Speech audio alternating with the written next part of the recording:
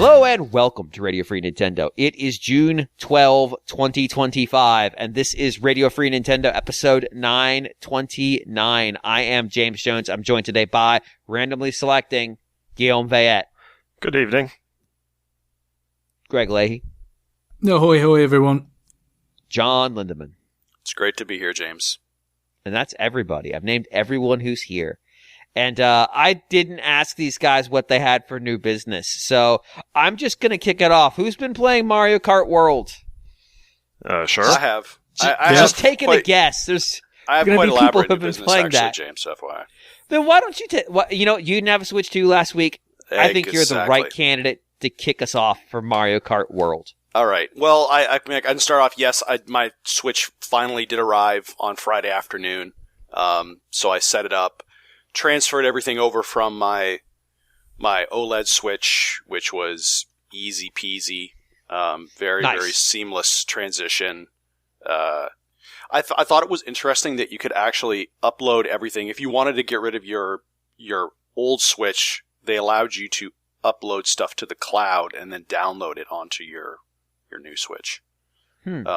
So, I mean, really what they transfer over is just placeholders for your games, and then you have to download all of your games. So, but, it was pretty wild because it occurred to me once I transferred everything over that I just didn't need any of my old Switches anymore.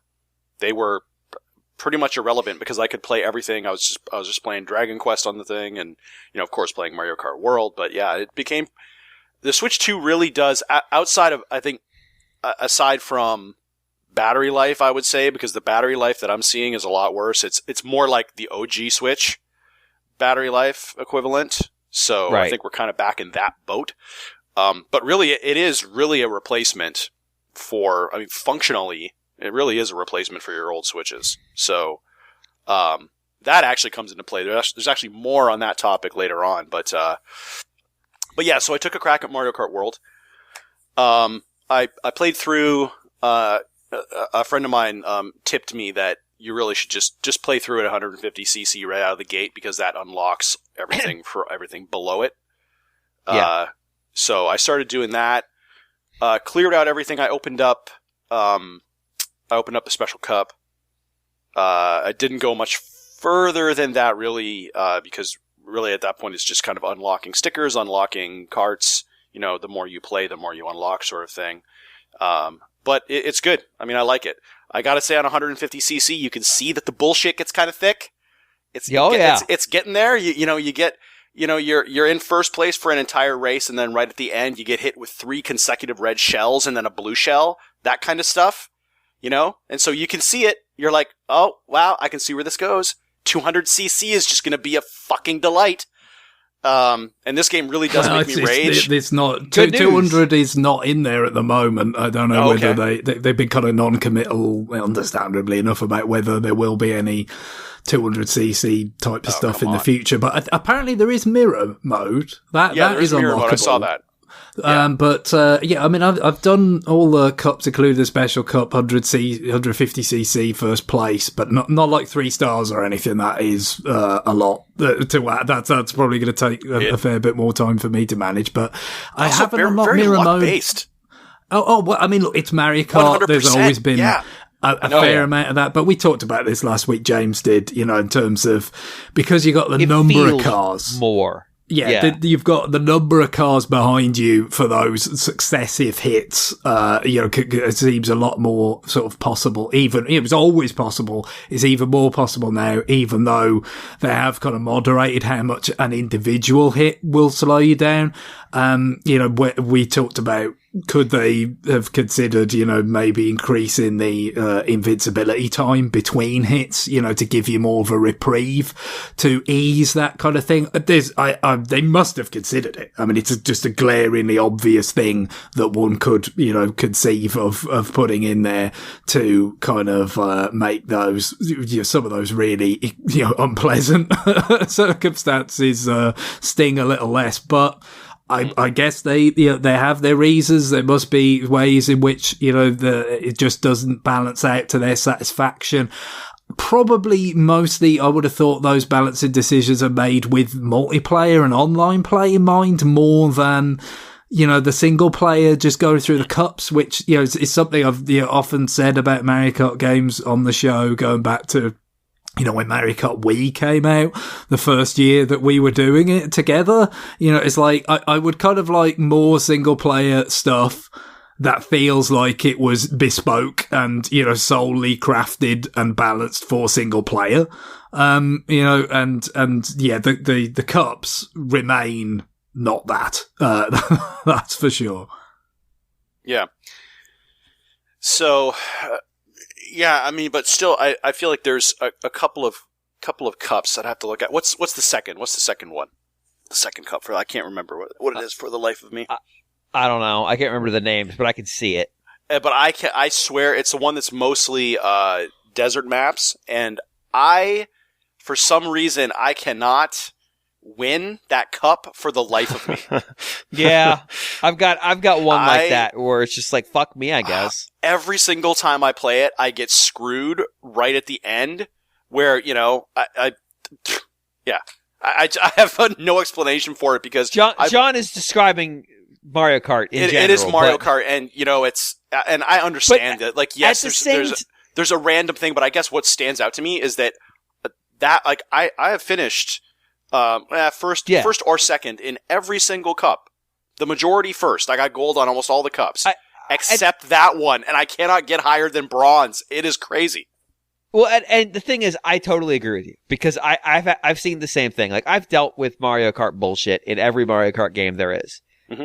But it does feel like the bullshit in this game has a particular flavor of chaos attached to it. Yeah, it does. Where it's just like, I just can't. I'm mad. Like, I don't usually get mad at Mario Kart, but you did it. Good job. Like, I got hit, and I'm not joking. This was the knockout. I was in first place, and this was you have to get above 8th. I got hit. So I got hit by somebody who did a bullet bill. Bullet bill should not take you to first fucking place. I'm sorry. Like, if you're close enough. So I'm playing it with Karen. We're playing co-op through the cups, and so we're doing 150 cc's. It can go the other way too. Like, she was actually last place, 24th, and she made it finish back in first. But there was also like a point where she was in third. She got a bullet bill, and then she was first. It's so like, you shouldn't get it at that point. It's weird. Yeah, it feels. So the thing is, if it really feels whether or not you win is completely random in this one, like completely random. So like this is how I don't know how much skill actually plays into it, is what I'm saying. So somebody launched a blue shell while I was in first. Before it hit me, I got hit by the bullet bill, but the blue shell had already picked its fucking target and took me out again. And then I got hit by somebody with the goddamn star, and by then I was in 9th place and missed the cut. Yeah. So I was like, what the fuck? And the thing is, I feel like Knockout Tour really focuses on that part of it, like that part of the experience. Oh yeah, that absolute fuckery that just comes up. Yeah, like because you have no control over where you finish, or at least limited control. Right. The fact that to place a constraint on the gameplay where you have to finish in top 3 or top 4 or whatever, it's just, I don't think it's that great. It's very frustrating. It probably plays into the worst part of the game. Then again, Maybe. I'm seeing some videos out there of people practicing the shortcuts, mm-hmm. and it's kind of it's very impressive what people can pull off. And it's like, I didn't even know, like, you just shortcutted through the void. Like, I didn't think that cars could go there, but apparently they can. I did that once, and I was like, I was so far behind, and I had the golden mushroom, and I'm like, fuck it, we ball. Mm-hmm. And I just hammered it, and I went right over it. And I'm like, oh. But I'm saying, like, more like using the jumps and the especially the grinding and like the wall riding, and sometimes wall riding on pieces of decor, like on the stalk of a giant flower, and then like that's just enough to boost them forward and to keep the momentum going. And it's like, what the fuck? How did you even find the shortcut? Yeah, there is a lot of, like, you can make, because they made a big open world, you can make your own shortcuts.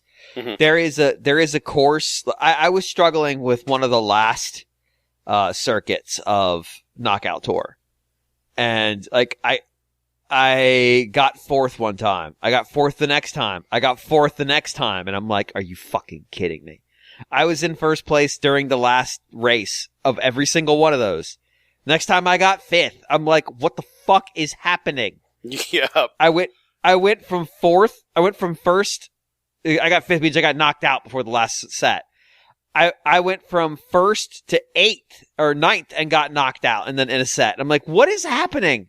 Mhm. And so eventually I started doing bullshit like that and I got third. But I'll take it because it got me a fucking trophy finally. I was just seeing the little check mark that just means you've completed it is the most infuriating thing. I'd almost rather it didn't have anything. Yeah. It's like, no, I mean, you completed it. I was thinking Good job, that too. buddy. This is one of those games where you complete something just so you never ever have to do it again. But I got Not because third, you I have to enjoyed do it. again. Yeah, that's the thing. You do still have to do it again, right? But trust Fuck me, it's me, like I guess. I will push to get whatever to get the best finish on all of these cups, and then I will never do it again in my whole fucking existence. I need to start playing online. Like Johnny tried to get me into a game last night, but he tagged me with the game chat, like where you can call somebody in literally as I was about to go to bed. And I'm like, Yeah. I can't do that. Yeah. Like I need to try that. Like I need to get in there and try it and get with people who I don't give a fuck what happens Mhm. and just like fuck around a bit because Yeah. that might take some of the sting out of it, or it might just make it worse because those are real people and not just fucking Toad. Yeah, It's I mean, like I did play online, and I mean, I didn't do well. I don't know. I finished probably something like 15th or something. Yeah, But at the same time, I wasn't getting completely demolished. right, because you were in the middle of the pack. Like the closer Yeah. you are to the, it does feel like, and this might just be perception is reality kind of thing. It does feel like when the AI is in first, I don't see as many blue shells come flying through the track. Mhm. I have literally been hit by back-to-back blue shells, which is fucked up. Like that That's shouldn't fucked even up. be allowed. Like Yeah, it's like I agree. what? I agree. Why they had to have been in flight at the same time, which is like the game shouldn't even allow that bullshit. That's ridiculous. But there is like with at least human players, there's at least like, well, they planned this, they did this. I guess at least they're gonna get something out of it. This is just like fucking Daisy comes by and nails me with 3 consecutive red shells. It's just like I just want you to unexist. That's Yeah. all I want right now. Yeah. I want you to be uncreated, which is not me saying I want her dead. I'm saying I want history to change where the character Daisy never existed. Yeah. So therefore, there is nobody to kill. So it's Right, actually yeah. pacifist in nature. I want to erase you from history. In a way, that's a more savage demand than I want you dead right now.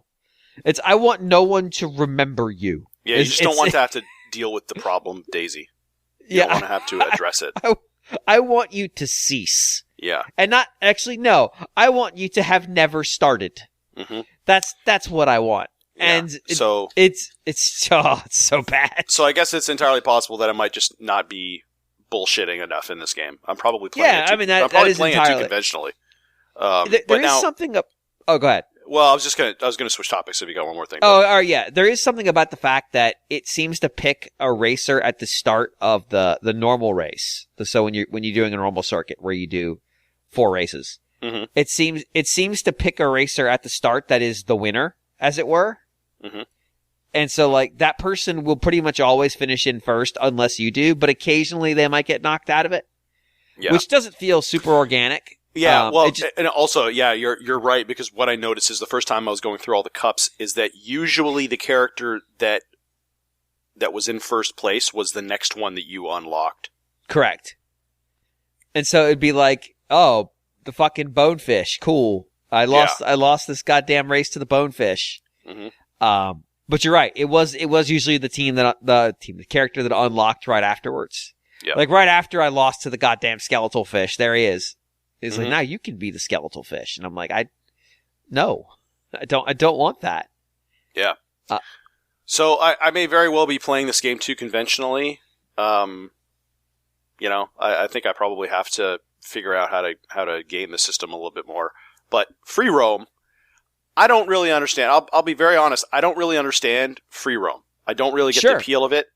I think it feels weird. It can be fun in the sense that, like, what I did was I went into one of the areas up in the clouds, and that's kind of cool. But what I thought was funny is how when you're falling down, you know, when you eventually inevitably fall off and start falling down all the way down, so that you can just hop on the fountain and go back up again. You can do tricks in the air, and you can unlock stickers by just sitting there and doing hundreds and hundreds of tricks over and over again in the air. But I find that I don't really know what the point of free roam is beyond. I mean, yes, you can unlock mirror mode and stuff like that, and unlock things, but it just feels to me like kind of a pointless exercise of dealing with wonky Mario Kart controls. Mario Kart controls that are very much meant for a constrained experience, but now it's on this wide open space. My takeaway from it, having messed around with it a while, is mostly just I want to fuck around. Mm-hmm. I am in the mood. I'm not saying it's bad.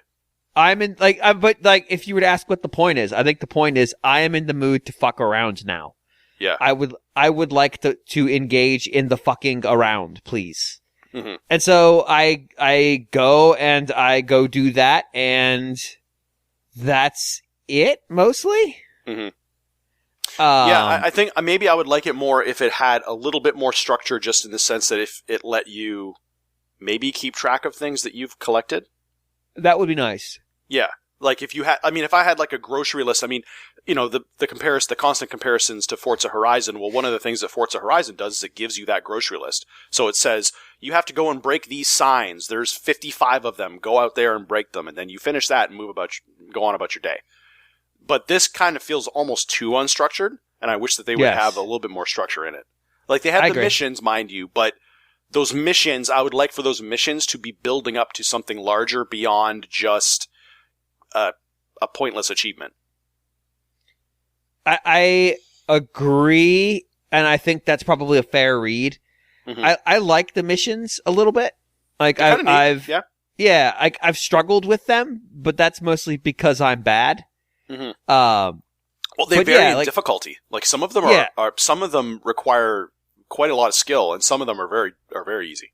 Yeah, that's the thing. I mean, it's kind of to be expected, because it's like, okay, you have an open world, you have all these, you know, they're just scattered over the P switches to activate a mission.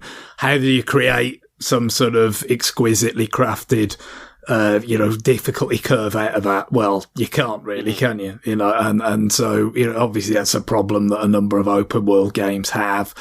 One of the concerns I had about that was that they were all going to be too easy. You know, that it was like, okay, well, the answer to that is, you know, none of them have that much challenge. But I've been kind of pleasantly surprised that some of them are actually quite tricky. The only thing I would say with the trickier ones, and again, you know, yes, if I were better, it'd be less of a problem, is that, you know, sometimes it gets a bit old when you have to sort of, just like, you know, when it introduces the challenge and it kind of shows you like the, whatever it might be, the ring spawning that you've got to go through in the period of time. Like, it takes a little long, like when you've already seen it, to keep showing you that every time you hit the switch to activate it. Just kind of seems like on subsequent occasions that should play out just a tiny bit faster. But, you know, it's not a big deal. And again, a lot of the missions you may well do in an attempt or two, you know, because again, you know, they do vary in difficulty, but, you know, obviously, yeah, in terms of, does it add up to something? Does it, you know, play into a bigger structure? I suppose it might be more compelling if they did, but equally, I mean, they are their own reward. It's just fun to do them when they're like tricky and, you know, you overcome them. And more so, it does, I think, as we kind of talked about, although we ended up recording this twice because of technical problems when we reacted to that Mario Kart Direct thing before the game came out. I think it does teach you about some of the things, that Guillaume was speaking about earlier, in terms of like, okay, what kind of things could I do, with the kind of the jumps and the riding up the wall and all that, like and grinding on things. Like it's showing you some of these things in parts of the environment, which you could then say, oh, okay, well, what if I took that now into a race context and applied it? So yeah, obviously a lot of people are going to learn that stuff in more the way that Guillaume described, where it's like it's a video on the internet that's getting shared around or whatever, but wouldn't want to rely solely on that. I don't think so. I think it's a very not like handholdy, not like, oh, we're going to force you to like, oh, let's have a bunch of, explicit tutorials about how to grind and how to, do this. It's quite hands off. It's quite indirect and just a case of up to you to find these things and engage with them, and how much you take that into other aspects of the game is very much up to you. And I feel like that's a pretty reasonable way to go about it. Mm. That makes sense. I'm trying to get a little more into that stuff, because I feel like there's probably a lot of neat things I can learn about the environment and control if I just go fuck around for a while.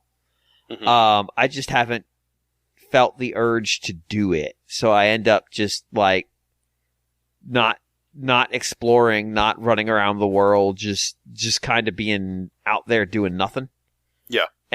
And I feel like I'd probably enjoy it more if I went and just said, like, yeah, let's go look at what's in the world. Yeah, there's one aspect, I find this a slightly curious, related to what John said about, the kind of the checklist or, whatever it might be. The closest, it doesn't really have one, but the closest thing that it does have, which is a little strange, is like if you go to the map, each of the tracks has like 5, question block sort of spaces that you can find to activate a P-switch. So it's not one that already is waiting to be pressed and activated in the world. It's what you've got to find this patch of ground, which, it could be up on a wall, it could be up somewhere way out of, where you ordinarily would be, or some of them are just kind of there, waiting for you to just run over them, and then they're activated. And it does keep track of that very explicitly on the map, of just like, okay, this area, which is, a track, like there's 5 for each, and they colour in as you find them, like that because again, it's just kind of strange in the sense that, okay, well, that's like a subset of P switches, but then there's all these other P switches that, we're not really tracking to the same extent, other than just how many you've completed overall. Right, it seems there. It seems kind of strange to hone in on this subset that, I guess it's just those are the ones that are like right in the middle of the track part of the world, rather than just the kind of more interstitial kind of parts of the world, if you like, where many of the P-switch things are. So yeah, there's a little bit of that, but not very much.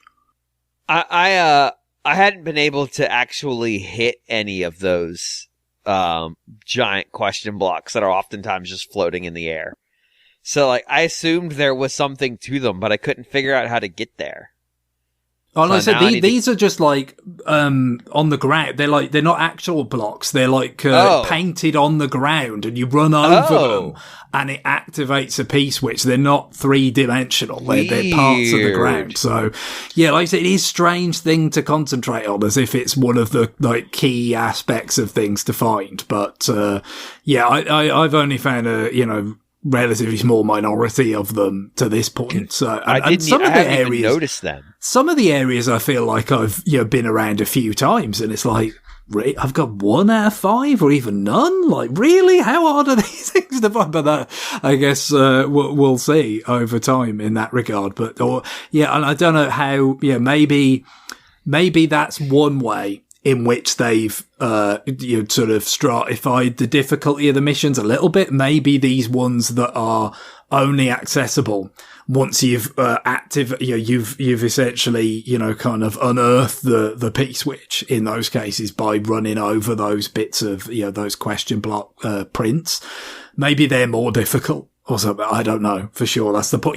Because I don't think they're like, if it is one of those ones that you had to find first, I don't think it's like a different color or anything like that. I think at that point it just blends in with all the other P-switch things. So yeah, like I said, it's a little bit like muddled in that way, but I've found a lot of them relatively enjoyable anyway. I mean, like last week, I don't think I'd done any free roam at all, and I've probably done a little bit more than I would have thought, having, just, like I said, messed around, kind of getting used to the world. It's not exactly like absolutely densely packed with stuff, is it? The world. So it'll be interesting how much, at this point, even though that's true, it's still not too far before it's like, oh, there's a piece which I haven't done, or there's a gold medallion, up somewhere in the air, or, that kind of thing. So, let's just go off and get that. I do wonder though, given that it's not that dense to begin with, again, once the low-hanging fruit is gone, and then it's like you would really have to work to kind of uncover some of those extra things. Is it still, and like I said, you've got used to how the game controls at this point. You've got used to which character cart combinations you like. Is it still as kind of enticing at that point to mess around with? I mean, look, it'll always be more interesting to mess around with in the lobby, waiting for online games to transition from one race to the next. Because, as fascinating as it was for people to tell us they were using tilt controls and that we should wait for more players, tilt controls, even though they have no ability to influence how many players are going to be in the race. That wasn't that interesting. I enjoyed that, waiting for more players. It's not your call. Yeah. I wish the game still lets you replace your horn, and you could replace it with I'm using tilt controls. That's all I want. Like, even if you're not, I just want everyone to hear Toad say, no, I want to hear what the Yoshi would say if he needed to say that he was using tilt controls. Yeah. It's important to my religious upbringing. Yeah, I was thinking that probably, when I was playing free roam, I was using like Bowser with the Real Racer, and I was thinking there's likely an optimum character and vehicle that you could use for free roam. Just probably one of the motorcycles I would think would be best for it, just because of what you're trying to do, turning around quickly and stuff like that. Like it's definitely it's a type of gameplay that would lend itself to like kind of a faster, nimbler vehicle. Sure. So it's a different, because it's, when you're racing, you have other, you don't want people bumping you around, so you might pick a heavier character or like a larger cart, but. Or you might be more concerned with top speed, especially with these, like the knockout tour and the segments that are more like straight. And you can actually just, if you're not getting assailed by various items, you can just start to build that top speed with the coins and coast for a while, and really like make the most out of that. So yeah, it definitely, I mean, like I said, it can be useful for testing different things out and getting used to the handling in general. Because I think playing Mario Kart 8 so long, you get very used to that, how that handles. And I think in general, it is different. I feel like if the bikes turn a lot more tightly, the acceleration is a lot better. So there's a range of vehicles, but I'd say in general, it feels like the handling is a little more kind of loose, like is a little more, your car kind of swings out further, when you, power sliding and stuff. And kind of makes sense given that a lot of tracks are wider, to accommodate the 20 odd races and so forth. Not that there aren't like some tight sections and whatnot where it gets super chaotic as well. But yeah, with the free roam, I think the one thing that is quite clever, that, because they did show this off, I think, in that direct, but I hadn't really thought entirely about the applications, is that rewind function with the down on the D-pad. That is very useful if you're just exploring. Like, say, for instance, if you see a the Peach medallion up somewhere on some high thing, and you might use a leaf, an item, consumable to jump up on top of something. And then if you then like, oh yeah, I'm up, I'm high enough, I've reached the medallion, all I've got to do now is not drive past it. I've driven past it. it would be extremely annoying because it's like, well, it's going to take a lot to get back up there, isn't it? You know, it's going to, well, maybe I'd have to go and find another leaf or find some other way of like, but then it's like, no, just press down on the D-pad and you just rewind to back where you were. And now let's play it again where I don't drive past it and in fact collect it. So that part of it, if you just like, it helps encourage you to try go into more weird places where it almost kind of feels like you shouldn't go, because, you know, if you screw it up, you can always just undo that. And even certain missions, like most of the missions, you can't cheese them using that because the timer clock on the mission is still running while you're rewinding your position. So by the time you've done that, the slack is gone. You can't do it in time. But there's some, particularly collecting blue coins, where you actually have got a little bit of time there to say, you know what, if I didn't, like, I tried to power slide and collect this blue coin, you know, and quickly boost towards the next one and I screwed it up. It is quicker to just rewind that and then do it correctly than it would be to like do a U-turn and do all this stuff. So sometimes it'll even help you to complete a mission, which is, you know, I assume they're well aware of that, you know, and it is still kind of, it does feel like you're cheesing it, but sometimes it works. Yeah, it really is helpful, you know, traversing to like what I was talking about, the sort of high stakes areas where if you fall off of something, you're going all the way down. Oh, yeah. All the way down. And but that is impressive, I must say. When you are falling through the air, thinking about life, performing, you know, spamming tricks to try to get stickers, thinking about the end of life. Yep. You do really get to see the entire world, right? Like look out over the entire world, and it's pretty impressive that they've strung this whole thing together into one contiguous whole. It's pretty cool. You can think about the futility of effort as you fall to the ground. Always. Knowing that you will never accomplish the feat that you set out to do because gravity always wins. Mm-hmm. Just like the show. Except in our case, it's Audacity always wins. Mm-hmm. So, yeah. So that's kind of my thoughts on Mario Kart World. So one other thing with the Switch is that, so, you know, I have... My TV is, you know, 4K, 120 hertz, HDR, blah, blah, blah. The HDR on the Switch is really, really weird. I will say that setting, because I have never really been able to get it, because for the first couple of days, like I didn't have my screen protector, so I just kind of like kept it in. I didn't throw it into the dock at all, right? Once I did that, fine. I just throw it in the dock, just because I'm very paranoid because of the way with the original Switch, how when you put it into the dock, it actually kind of scuffed the glass, if you remember that. So, but it was just, the HDR is very strange. Normally, like, you know, when you set up a console, it's like, you know, it has the two images or whatever, the two icons there, and it says, you know, adjust the HDR brightness until one of these icons disappears. I really could not do that with Switch 2. I just felt like I was just making it brighter and brighter and brighter, and then it has it has a secondary screen where you then adjust the brightness. Yeah. Mm-hmm. And so I got it kind of to a point where it looked okay, but it's not like, you know, like with a PS5, for example, where you can really nail it in and you can say, okay, yes, absolutely, this icon is there and the other one has disappeared, and then you do it like 2 or 3 more times. Yeah, this was just real weird.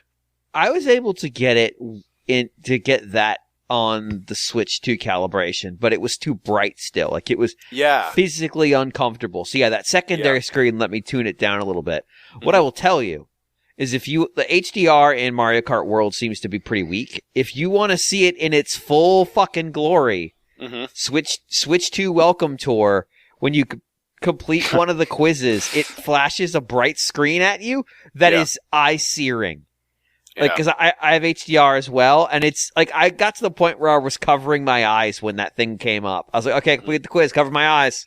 And like I could still see it. It was like, Jesus Christ. And it's only up for like a second, and then it's back down.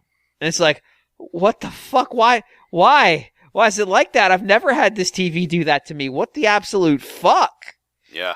So did the welcome tour have a guide tell you, like, what you are doing here is searing this light into the back of your retina? Searing, this part of a cornea, and it has, like, a picture of your eye. Welcome to searing eye pain land of the Switch Welcome Tour. It's nuts. It's like, Sorrent commented on it independently of me as well. Like, it's so bright. It doesn't make any sense. I would love to just put, like a kilowatt, which is a little tool that measures how much electricity a device is using. You plug it into the wall and then you plug in the device to it. It's got a plug on the front. I would love to just see if my TV fucking spikes when you complete a quiz. If it just goes like, whoa! Because it is so goddamn bright. Like the room, I played it with the lights down because it was late and the room turned red. I was like, that's not normal. That's not acceptable behavior. It's just rude. So yeah, you get some HDR out of that. I wonder if it's Mario Kart more than anything is my point. Might be. Because it seems a little washed out.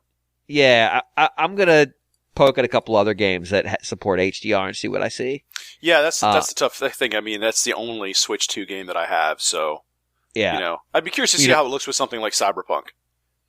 Yeah. Or if I could suggest a good old welcome tour to let you have some nice bright lights. I think apparently ARMS got HDR support for I think it did, yeah. I mean, it always was very kind of vibrant looking, wasn't it? So I guess that's how they got there. Yeah, like to a certain degree, you need to design your art around. Hey, this is going to support HDR. So coming in and adding it ex post facto is always going to be a little bit underwhelming. Because your art's not going to emphasize places where it kicks in. In Welcome Tour, for whatever reason, a lot of the screenshots they use are from Breath of the Wild, demonstrate it. Specifically, Link just blowing up a bunch of shit at one time.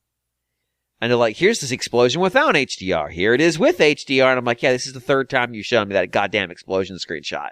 Find a second screenshot. It's like a 130-hour game and you made 2 of them. You could find a second fucking screenshot, please. I'm begging you. But no, that one Moblin's death will be immortalized for all time. Thanks, Nintendo. But yeah, it can get bright. It just doesn't seem to on that game for whatever reason. Yeah. But yeah, I played around with some of the other random things.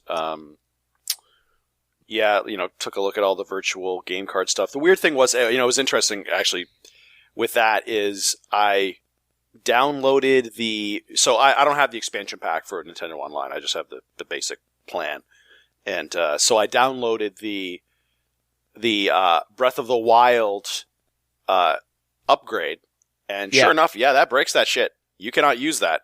Even though what's interesting is it was weird because it said, okay, like you can't launch this because you don't have the expansion pack, which is what I expected and what we talked about weeks ago, right? Yeah. Just figured, it would see you wouldn't have the expansion pack and it would tell you can't launch it. But it said something to the effect of, if you want to go launch this, go into your virtual game cards and launch it from there. And I couldn't launch it from there either, because that is the only Switch game that I have the actual card for. Oh. And I still couldn't launch it for some reason. I forget exactly what it said, but it still would not let me launch from there. Could you remove the Switch to edition patch from the cards, maybe? So eject that thing's card from the system and then try to launch it. Yeah, I don't know. But even if that works, it would have been preferable for them to explain that, because that's not obvious or clear in any way, shape, or form. Yeah, and they do let you sort of just like walk into breaking your Zelda. Yeah. Because I just went on there and I said, hey, I'm just going to download this patch and see what happens. And sure enough, it changes the icon that you have on your home screen to, switch to, or whatever, Breath of the Wild, switch to edition, and there you go. But then when you try to launch it, it's like, no, sorry. But Negative. Then I don't know. Yeah, I don't know how to get out of that state.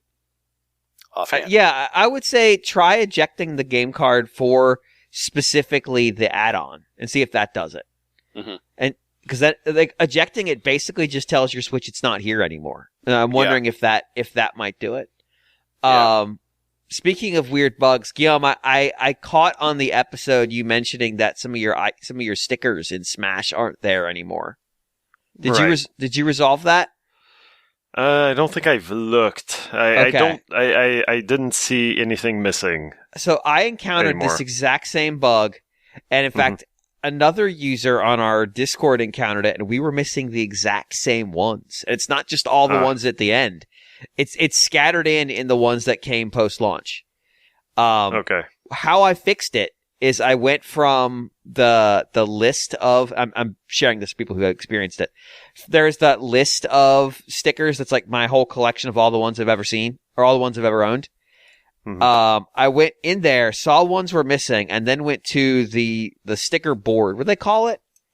The one where it's like, here are the ones you can currently pick to try. Spirit board, Spirit maybe? Board. Or, whatever. Yeah, Spirit Board, yeah. And then I didn't do anything. I just brought it up. It loaded the current Spirit Board challenges. I then closed Spirit Board and went back to my full inventory of spirits I've ever owned. And all the ones I were missing were there. It's like it resynced them and got their images. Why? I don't know. But I thought it was very curious that the person who reported it in our Discord and I were missing exactly the same ones. And it was like 21 of them. Like, it was a very specific, you are missing these icons.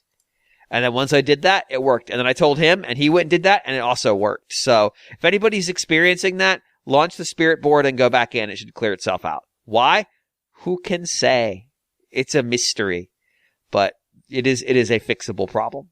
So, hey. Like, I heard you talk about it when I was listening to the show last week, because when you mentioned it when we recorded, I hadn't seen it yet. I saw it on Friday, and I forgot that you had mentioned it when I saw it.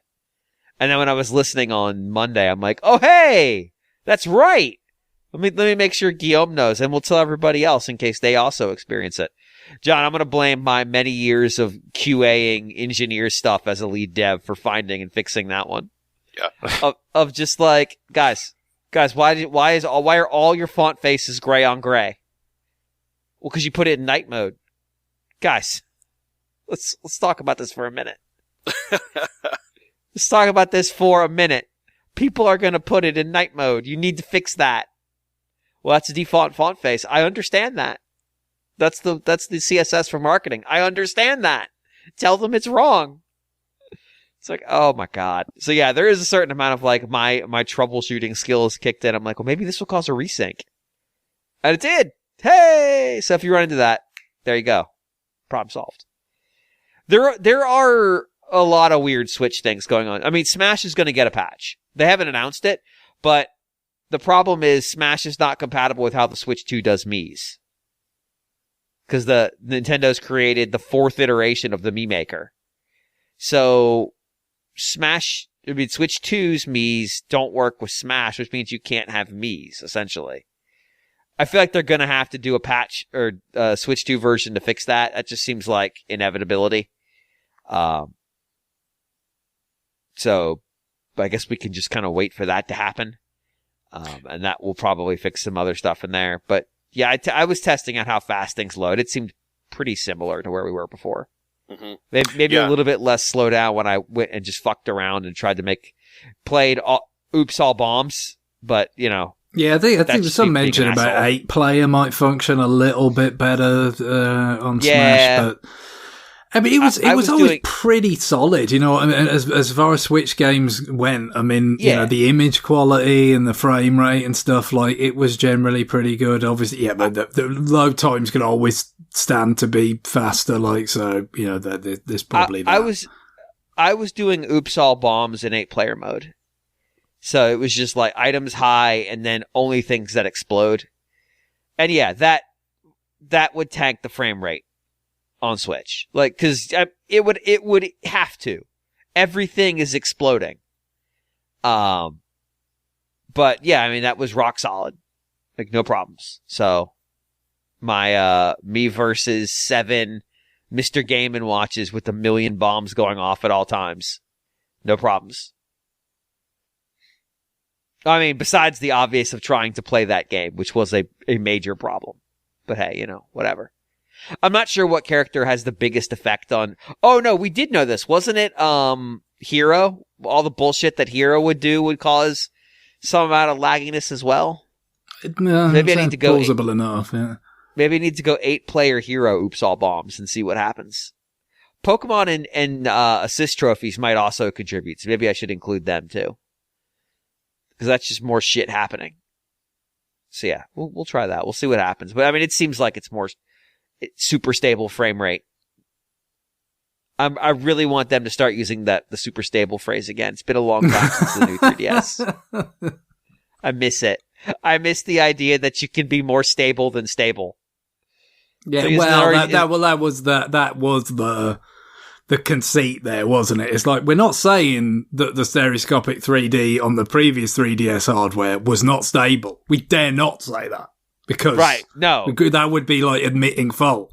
So this, ergo, must be super stable. And there it is. And so it was. Stable is a binary statement. Are you or not stable? There's no measurement metric for stability of which I am aware. And I have many physics classes. I feel like I would have run into it. There's no Greek letter that is the symbol for stability that I'm aware of. Maybe it exists. I'm not familiar with it. So people throughout history have just said, is it stable? Yes or no. Nintendo said, but what if there was a granularity to your stability? 100% stable and 100% plus 1 stable. It's like, I see. I see. How very stable of you, Nintendo. So if we could have super stable Switch frame rates, I'd really appreciate that. I did manage to fix Zelda, by the way. So yeah, it's kind of goofy. So what I had to do was delete. Well, so I had the Switch, the Switch 2 version of the icon on my home screen. Yes. And so I tried to delete that, and it really wouldn't let me do that. So I said, okay, well, what if I remove the game card from my Switch? Okay. So I took it out, and I tried to delete it, and I don't think it would let me do that either. But then I put the game card back in, and it said you can't play this game. I'm not really too sure why. But then it got rid of the Switch 2 version of it, but it still downloaded something. So basically what it's doing is there's a little bit of downloaded code on there, even if you have the game card, regardless. Yeah, because you're going to be downloading the current version patch or something. Yeah. And so it downloaded that, and at that point, then it would let me play it. It was really, really weird. I'm not too sure exactly how it worked. Yeah, I mean, I'll take it. I had to pretty much just keep trying to delete stuff until eventually it would let me load from the game card again. Because what it does is it grays out, like, if you go into the virtual game card list and you select it, because it has like a kind of a smaller icon when it's a physical game card. Right. You'll open it up and you'll have the option load from system. And I couldn't load it from the system until I did this kind of goofy delete loop and finally got rid of it and then re-downloaded. I guess I re-downloaded the original game patch, and then it would let me launch the game from the physical card with that. Very weird. But yeah, we're back again. However, if I downloaded the Switch 2 version for the $10 patch, it would break everything again. So, yeah. So you're going to do it again? Well, the thing is, what I might do, I don't really want to get the expansion pack, so I might just drop $20 and just upgrade Breath of the Wild and Tears of the Kingdom. Just never. I'm a big proponent of doing things, so I never have to think about them again. Yeah, we know. That's just something where, yeah, I may just do it just to never think about it again. I might get it for Breath of the Wild. I'm not sure I'm going to get it for Tears of the Kingdom. Yeah. Because I haven't played Breath of the Wild since I played it the first time. Not really. Well, no, since the DLC finished coming out. Yeah. So I never beat the DLC. It's been a long... it's hard. Some of it's really tough. Yeah. Especially because it came out so much later than the game. So like I was like a year and a half out of practice at that point, and I was just getting my ass handed to me, and I'm like, well, that sucks. I don't like that. Mm-hmm. But you gotta get that motorbike, John. You gotta get the motorbike to beat the game. Right. You gotta. I wish if you had the motorbike and you found a way to ride it into the castle, Link would just run Ganon over with it like a fucking Terminator. Like a Terminator sequel where Arnold drops the motorcycle off of a building and lands on top of a T-9000 or whatever fuck they were on at the end of that shit. No, like Stone Cold. It's like Stone Cold. Let's just be honest. That's a Stone Cold scene. That's almost explicitly a Stone. What if you could come in and launch the motorcycle at him like it's a helicopter and blow him up? There it is. That's it. Yes, we got there. Stone Cold. He shoots a guy off his bike such that the bike flies out of a window and it hits exactly an enemy helicopter that's hovering around outside. With a helicopter that he himself had just jumped out of. The gratuitous push in on the pilot's face, going bang. You know, like all the 90s cliches covered. I gotta also point out, Greg, do you remember what building the window was attached to? Is it it's a state capitol building of a southern state? Of Mississippi, right? I believe. Mississippi, right, there you go. Jesus Christ. So many people are dead at the end of that, and yet he just struts out of there with the guitar music like, job done. I absolutely smashed that. You got, like, look, if you're hearing my voice right now, you need to watch Stone Cold. Like, I'm about 40% convinced it's a parody. But if it is a parody, it's so well done that it's not immediately clear that it's a parody. Well, it's similar to it's at least similar to a parody in that it's basically like they've made a checklist of like, what is it that all these films do that we therefore must do because we're one of those films, which obviously is what a parody would do, but it would explicitly make fun of those things. Whereas in this case, it's more like, well, I think for the most part, it's just like, well, we'll just do them, and maybe we'll do them more. You know, we'll try and go further with them, which again is akin to parody, but I think for the most part, it's just trying to make a film that what they believe the presumed audience would think would be kick-ass, right? So this is we think this is what people want from films, because there's all these other films out there that do this stupid shit, so we'll do stupid shit, and they'll love it. It's really hard to take a movie serious where he's feeding his monitor lizard a blended up Reese's. I know, but it's like, what is it? What did Sonny Crockett have in Miami Vice? Was it Gator or something? Like Gator. You know, it's just like you just looking at whatever else was going on in pop culture, movies, TV, and just do it a little, you know, with basically the same, but just a little different or a little more. That was it.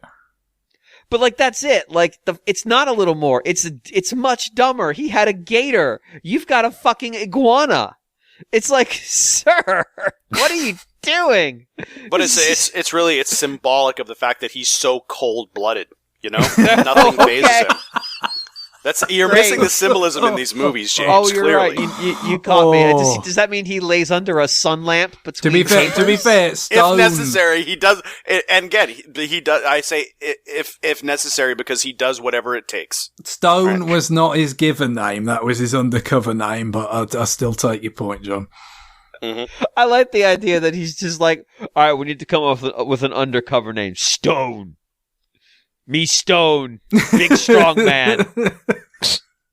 John Stone, right? I mean, it's like, could you come up with just like fake name as your name? What are you doing? You absolute buffoon.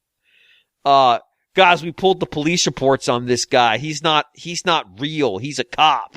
It's like, did y'all not create fake police reports? What the fuck? How are you like this? Oh, that movie's so good. That movie's so good. It's not even so bad it's good. It's just good. It's not well made. The people who made it did not do a good job. But you know, I mean, was well crafted. I look at you're not going to give it that that coveted horror title. No, it's not a well crafted movie. It may not even be made by professionals. We don't know. It's just, that's borderline.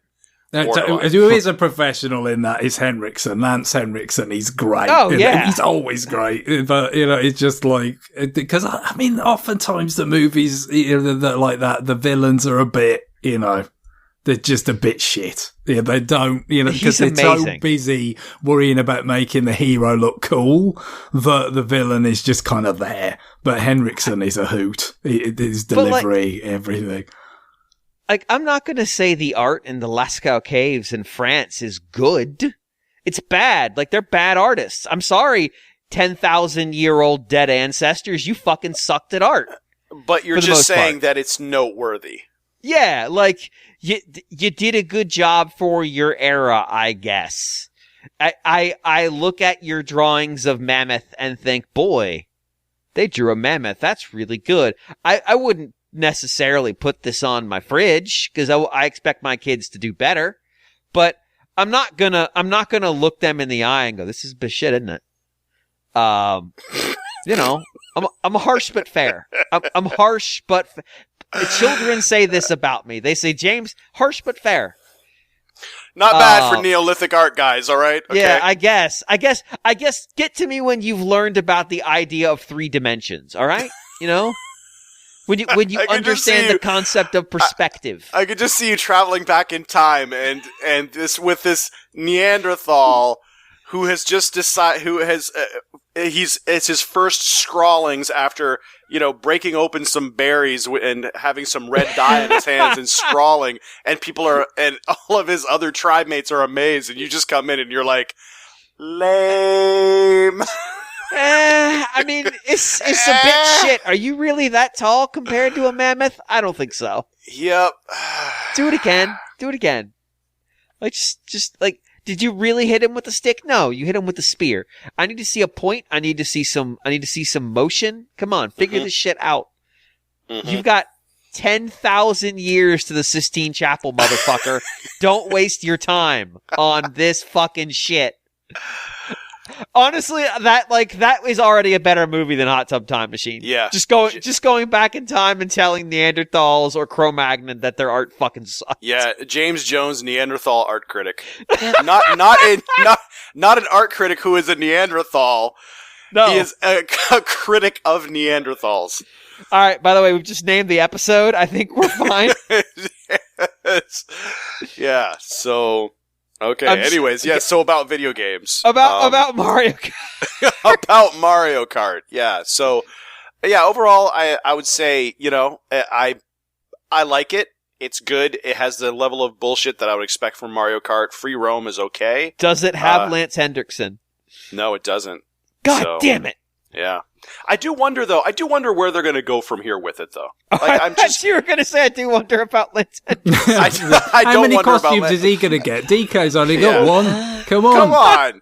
I mean, obviously, you got to have biker, right? Because that's in the chains. But I mean, we get Cop from Terminator. We get absolutely from Alien and Aliens. He could do both. He's you could have him being whole or cut in half. I mean, there's a lot you can do. Split in half. Just the white milk blood just gushing out of his mouth every time you do a trick.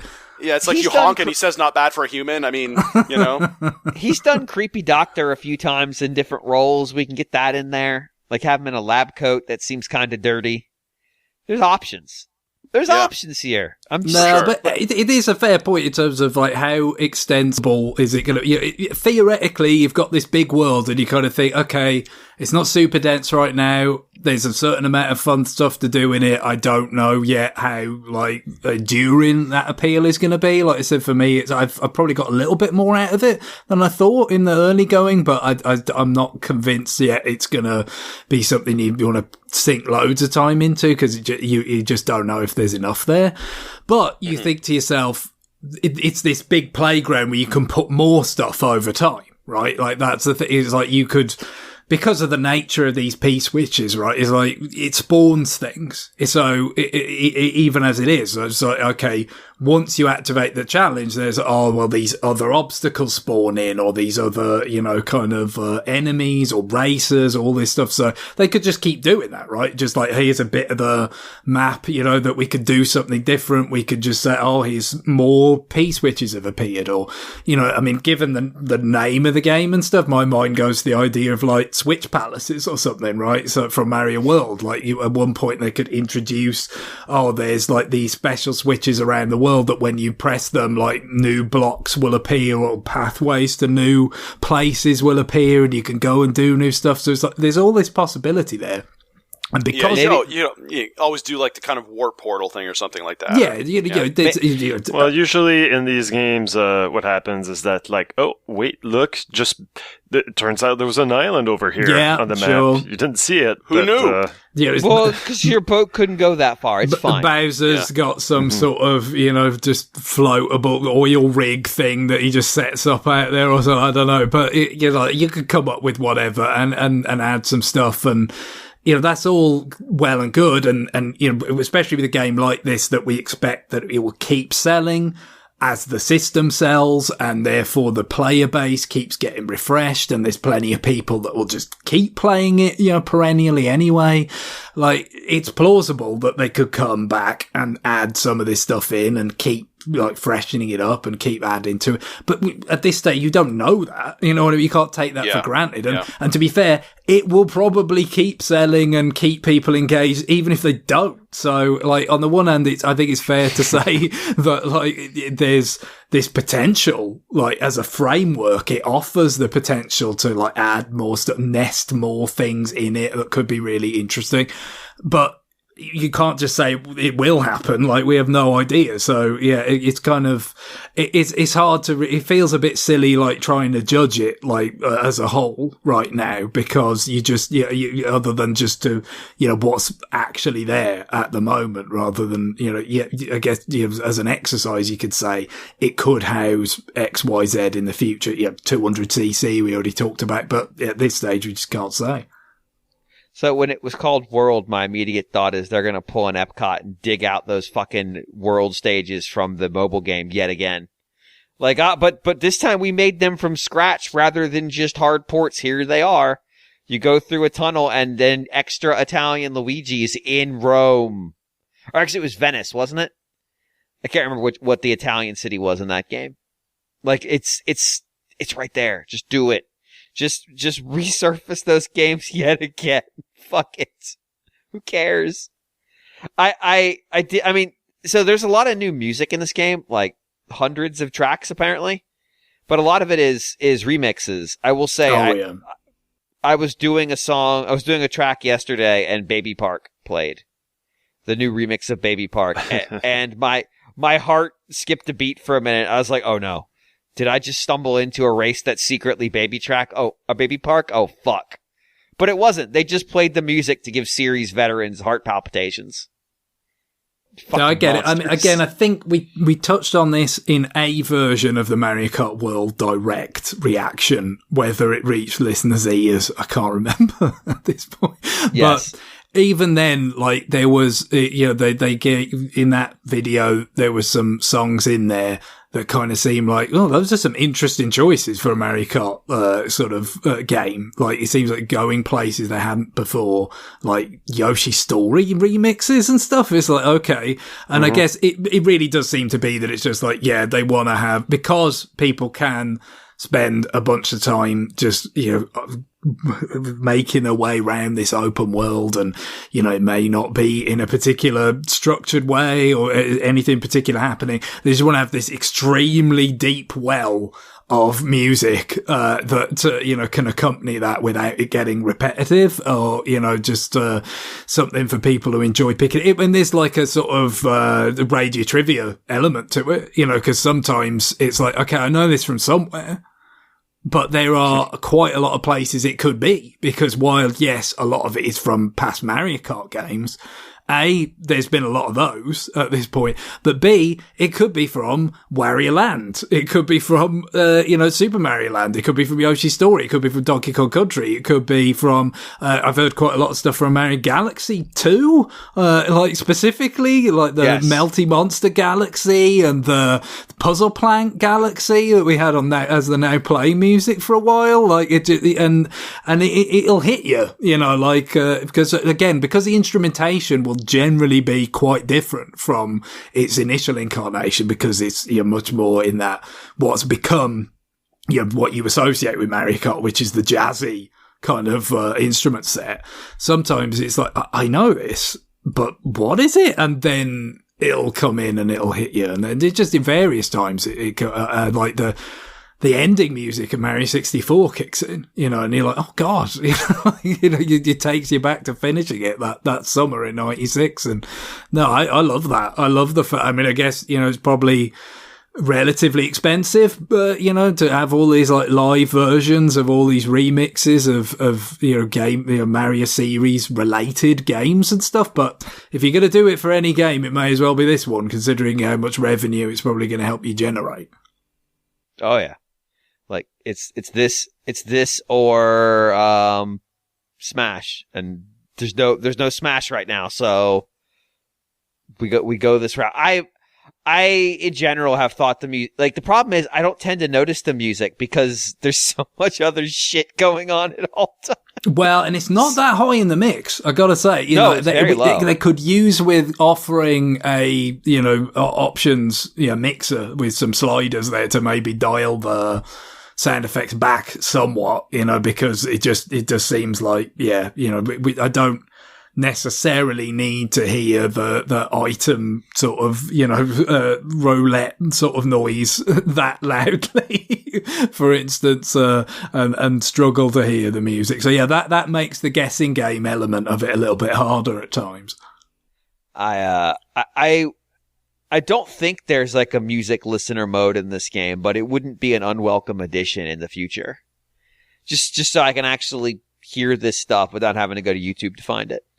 Who knows, maybe one day it will show up in the Nintendo Music app. I hope it does, but I hope it shows up over the course of like 4 months. They just, every week they're like, hey, there's 3 more tracks from from Mario Kart World. To the point where we're just like, oh, it's Mario Kart World Music Day. That's like great. Last couple weeks, though, actually, the music app's gotten new features rather than new music. It got a night mode or a night sleeping mode, whatever. I don't know what you call it. Basically, like nighttime. Turn off after X amount of time.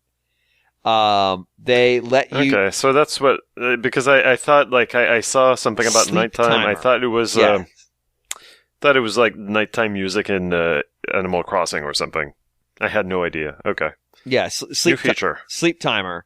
And then last week they added a feature that the extend is basically like make this run longer, can be done for playlists instead of just individual songs. And they have a recommended playlist of already extended music. So yeah, that's what they've been doing the last 2 weeks. John, the product team has been told, you're done with your MVP release. Put out some new fucking features. Yeah. Fast follow, guys. Fast follow. Yep. And they dropped one on a Tuesday. They dropped the next on a Tuesday, meaning they had that shit in the can ready to go and just said, fuck it. We'll sit on it so product management thinks we're doing something. By the way, the term fast follow is used by the people that don't do the work. It's true. They really don't like when you call it medium follow. Yeah. Normal follow. That one gets them. Gotta fail fast, John. You gotta fail fast. It's like, right, you fail fast. Yeah, there's like much more hostility to the term fail fast. So, yep. You fail fast because I'm not on support. You are.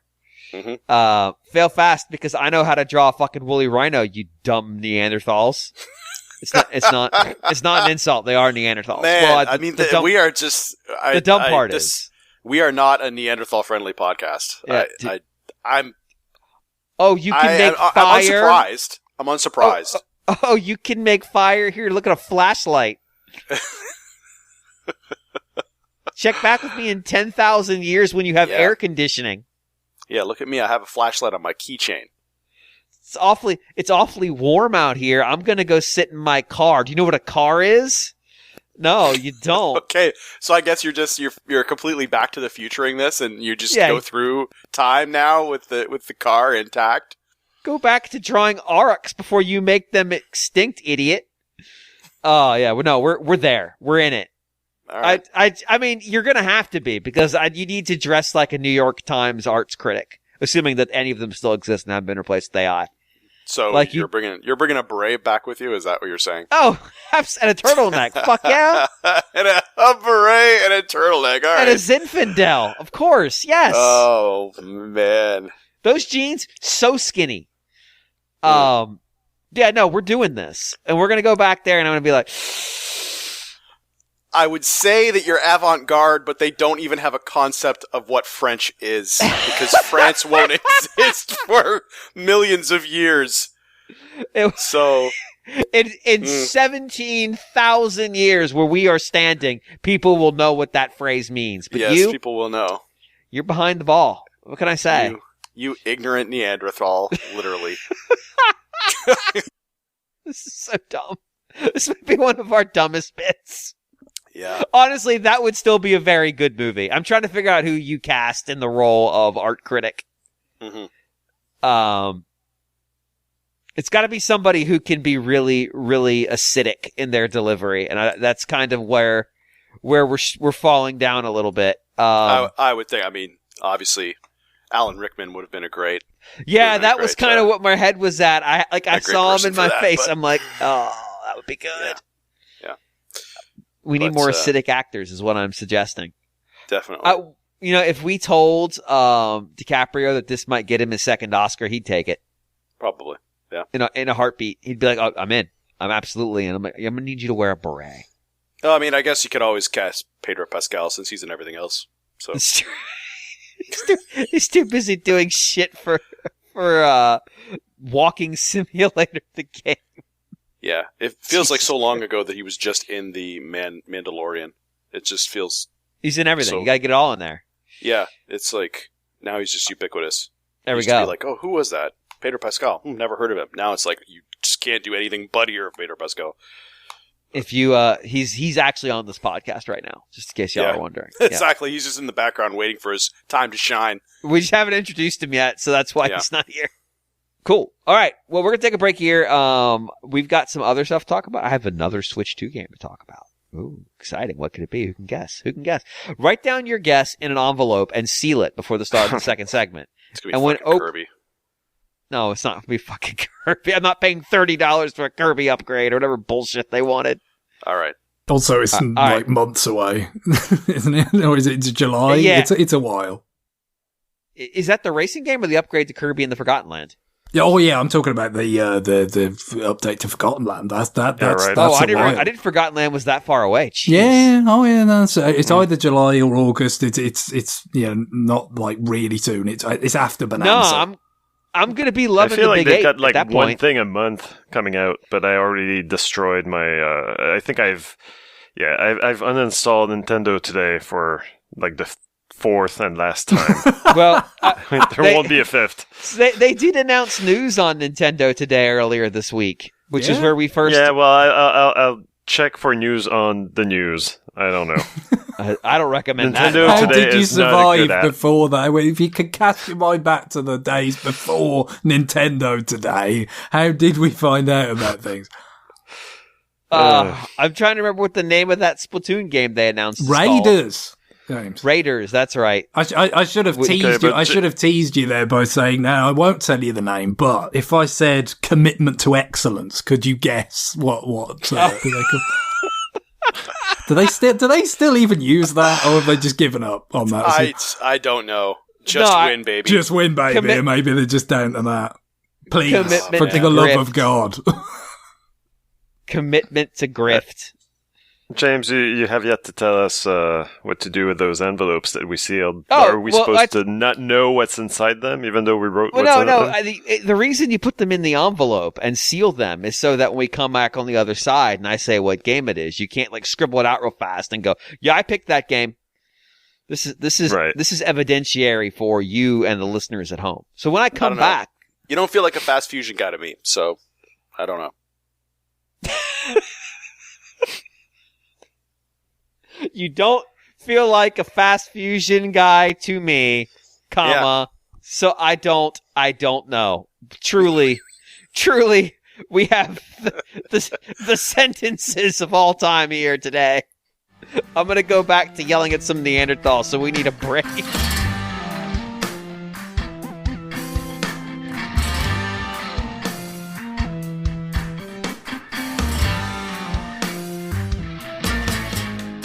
I returned to the present day after I told a Cro-Magnon about a lion. And, one, I don't think he understood me very well. And, two, God, personal hygiene. Guys, please. I know you're artists. But, no. Get the shit together. Get the shit together. You're making me think of a very much more talkative version of the opening of 2001 that I don't really like. I don't know. I think 2001's full of itself, so I'm fine with that. You know what? So anyway, we're back with new business. You might say you did new business before. I would say no, we did a menagerie of dumb bullshit and also a little bit of Mario Kart World. So I'm gonna lock us down here. I'm already on a good start for that. I'm going to lock us down. We're going to get to some serious, hardcore new business. And Guillaume's going to talk about the oldest possible, that's technically true, new business. Guillaume, what have you been playing? Sure. So I've been playing a whole lot more F-Zero GX on the GameCube, the NSO app. And I am so happy with this. What's funny is that I still have the means to play GameCube games. I still have the controllers. I have a Wii, not a GameCube, unfortunately, but I do have the old disc, and I guess I never really bothered to go back to it. And yet, like, checking it out on Nintendo Online, I fell in love with it again immediately, and I'm very surprised by how well it seems to have aged.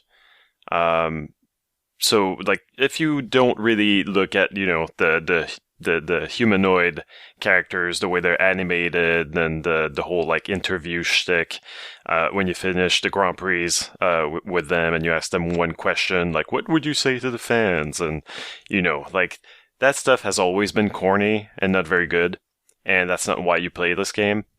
What you play this game for is the racing, of course, and it really holds up, and I feel like F-Zero is really unlike... I can't think of another racing game, futuristic or not, that really plays like this.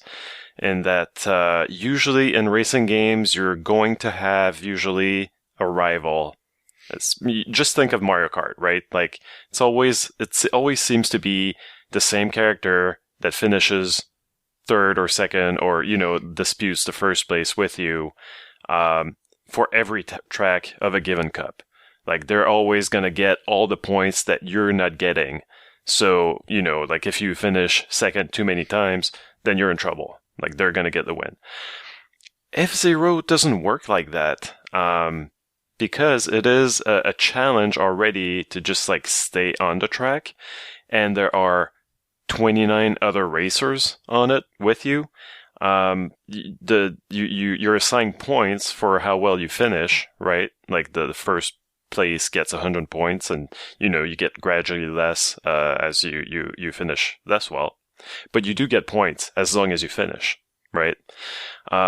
As the player, you get 5 lives too, so you can reattempt. Like, if you do crash on a course, you can you can have another go until you run out of lives. So that is a tremendous advantage against the 29 other racers who do not get to go again. So, what happens in a game of F-Zero, at least the way that I play it, is that I can finish like 21st on the first cup. In any other game, that would be like, okay, time to reset. I gotta finish at least the top 3, right, before I even consider trying to go further.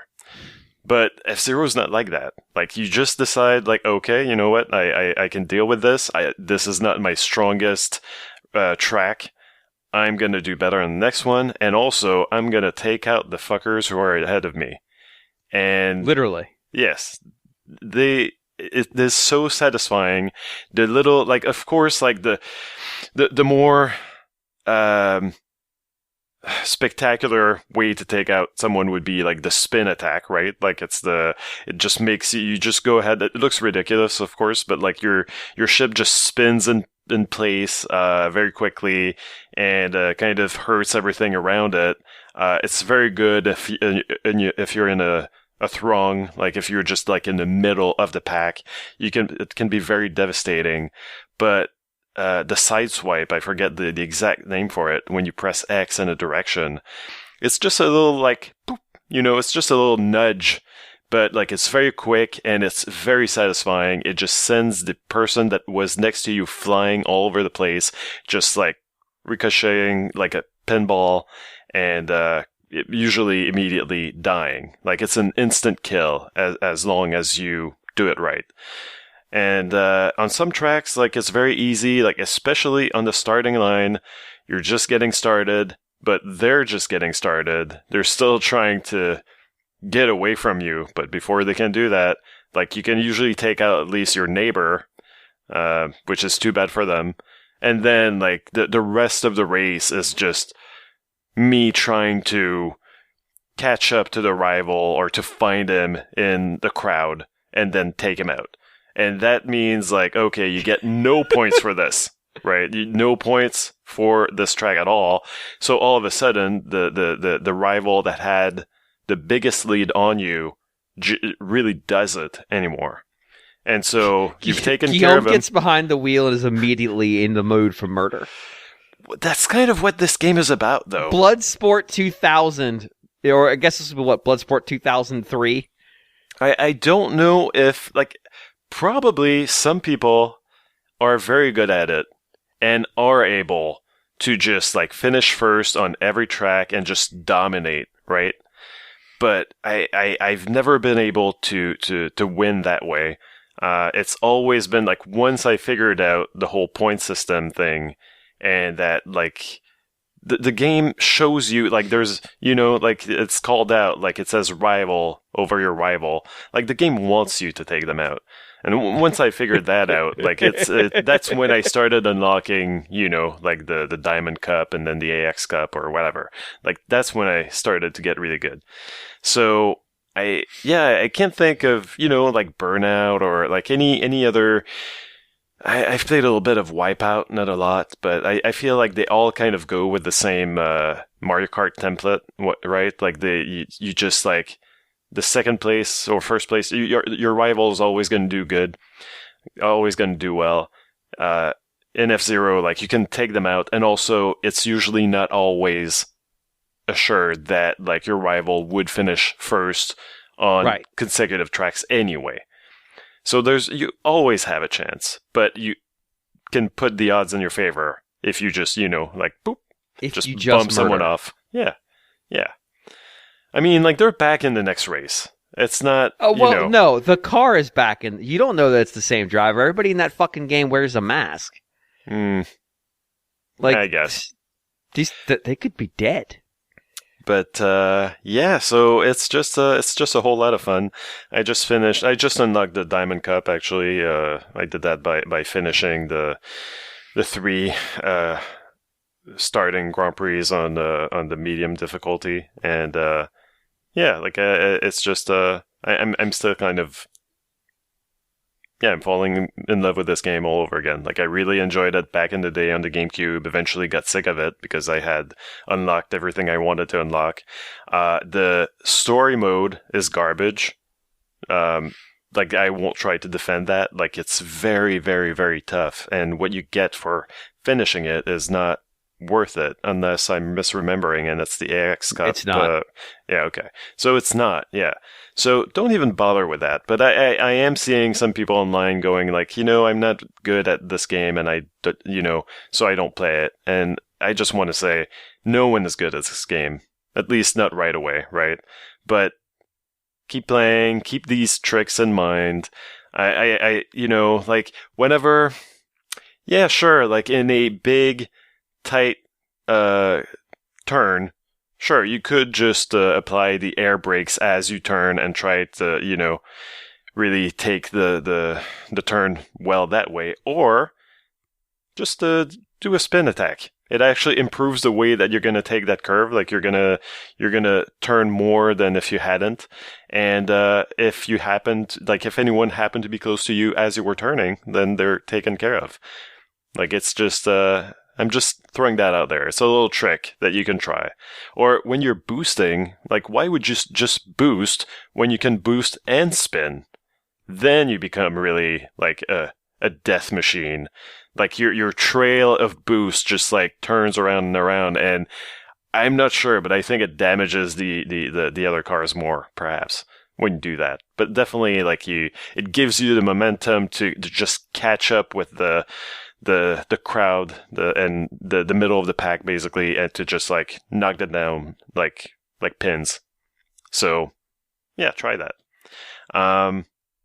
But yeah, like the game holds up. I really like the CRT filter for the GameCube emulator, and this game is still kind of stunning looking a little bit. Like very kind of simplistic geometry, of course. But you look at the intro to what is it called? Lightning Half Pipe.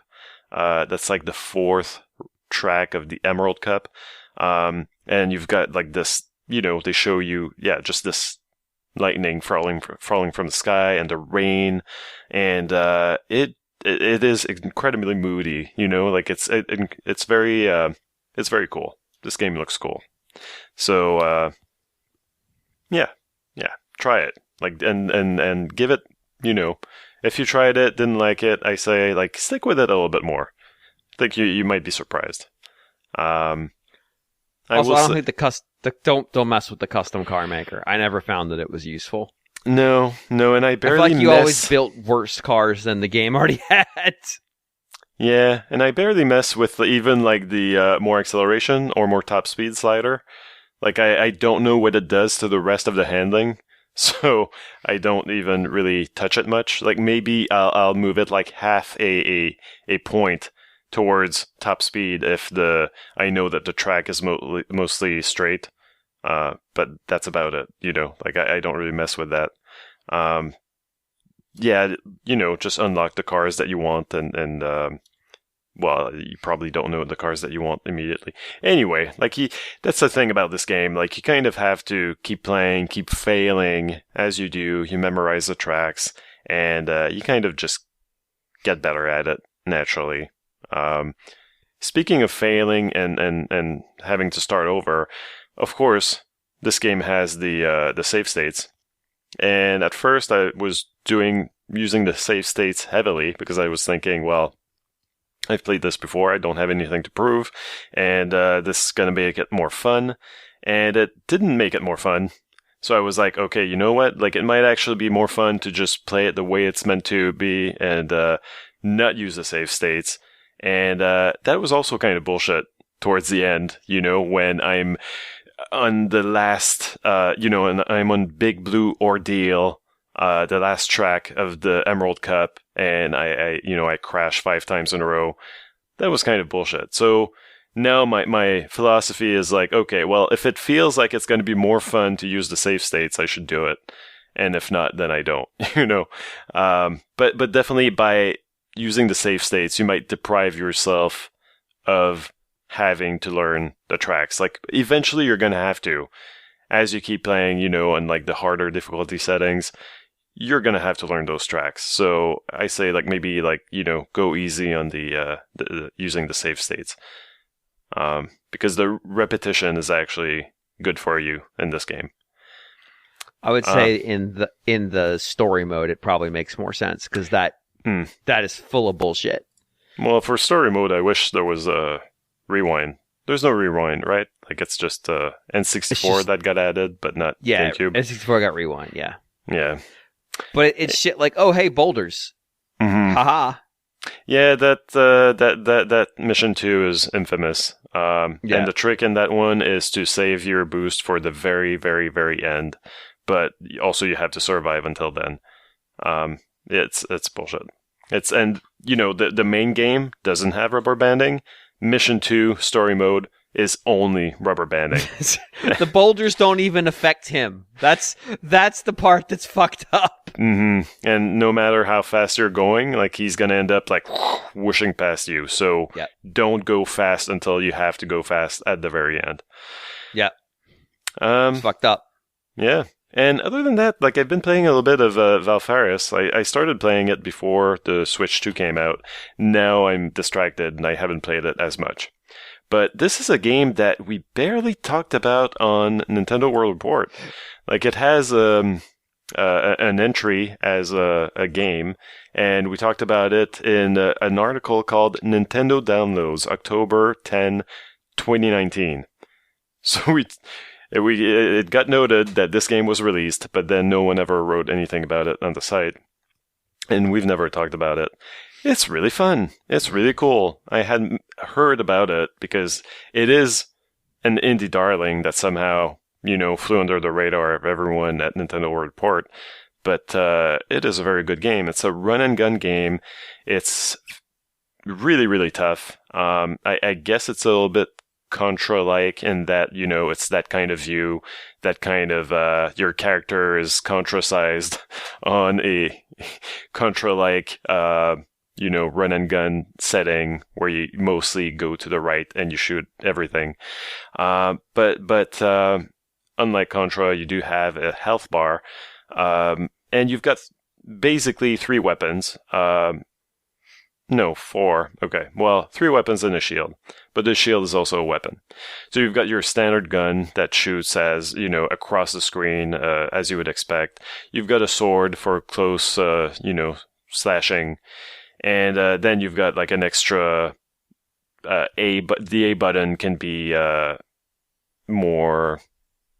It uses actually like an energy gauge, but that can be like an automatic gun or a shotgun or something like that. Like I haven't unlocked everything that button could do. You can find, as you progress through the game, different weapons to swap your main weapons with. But like clearly, you've got like your main gun, your sword, and a secondary gun that uses energy. And you've got the shield, which can also be a weapon, because if you time your shield, if you press the button just as an energy blast is going to touch you, actually it keeps it in place, and like you can aim and then shoot it back at whatever sent it at you. So the game is tough as nails, at least initially, and like you just keep dying, but eventually, again, like repetition is your ally here. You learn the levels, you do much better. And so there are a few things going on here. It's got a somewhat Shovel Knight-like checkpoint system where you can opt in or out of using them. If you opt out of using them, you've been collecting these green doodads that normally you would use one to activate the checkpoint. If you don't, you keep it. This green doodad, you can have up to 4 initially, means that you have your health bar is a little bit longer. As you get more, if you had like all 4, then your health bar would be like maybe 25% longer or something. It's not that much more, but it does make a difference in, how many hits you can get hit by. It makes a little bit of a difference. Also, at the end of the level, you can turn those into the currency, I forget the name of it, that allows you to upgrade your weapons. So here, really, it's all about, okay, like, do I want to activate every checkpoint and not have to redo a whole lot of work to get back to where I was? Or do I take the risk and benefit from a bigger life bar and then, like a bigger payout at the end, so that I can, upgrade my weapons more and hopefully do better than if I had been using every checkpoint. It's a pretty good system, and it's funny because I started one game. I was very bad at it. I was using the upgrades, the currency for the checkpoints every time because I didn't want to have to start over. And progress was slow and hard, but I like you eventually learn how to deal with those enemies. You get more efficient at it, and so I played some way into it, and then I was like, you know what? I'm just gonna start a new game and see how I'm doing then. And I was doing much better, obviously, because the early enemies didn't seem all that fearsome anymore. And I found that, I can keep those doodads until the end of the level. And yeah, they do protect me, they help me from, not dying as much. And just a bigger payout, I can upgrade my weapons way more now. So it's, I don't know, it's cool. You get a pretty substantial reward then for taking more risks and being better at the game. But it's kind of funny that I felt like I kind of had to juggle 2 save files to be able to pull that off, because you can't go back to a previous world and just try again. I'll try again with my newly upgraded weapon, and I'll probably do better, and you can't. You just have this one go at it. On my first playthrough file, I found that what works pretty well is that I just skip every other checkpoint. So I do end up with not all the maximum of those doodads that I could carry, but close enough. And then I do get something to upgrade my weapons with at the end of a level. But I can always do better, right? The game has a very heavy metal cover aesthetic, I guess, or maybe not album cover, but more your dude literally headbangs. He's just oh cool, I got a new weapon, and he's just swinging his head up and down, and while a guitar riff plays. It's kind of it's kind of charming, it's very silly, but the game sells it, you can feel that the team believes in what it's doing. They've got a vision, and it's not just feels authentic.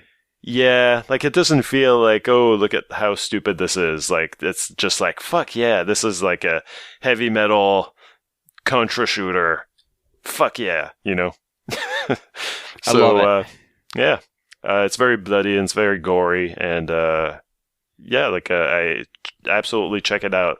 Listeners probably have already. I can't believe that we've never touched it, because I have heard about this game so much. And in fact, a sequel came out, but the sequel is called Valfaris Menagerie or something, and it's actually a shmup. So different genre, but with, I think, similar aesthetic and similar mechanics, maybe. So maybe I'll check that out at some point. But the first game, that's more Contra-like, very, very good. So check it out. Cool. Anything else? Nope. Awesome. Greg. Sure, yeah. So, lots of Mario Kart. That has been most of it. That we've kind of covered that already. I'm sure there'll be more to say in future episodes. Although I will say, just recently unlocked the Waluigi Mariachi costume. So, nominations for Game of the Year is what you're saying. Nominations for Game of the Year are now closed. So we'll move on from there. But just a few, quick few notes, I guess, before I move on about just the system in general and stuff. Because, I mentioned last week that I really hadn't played much on the Switch 2 last week. It was that day.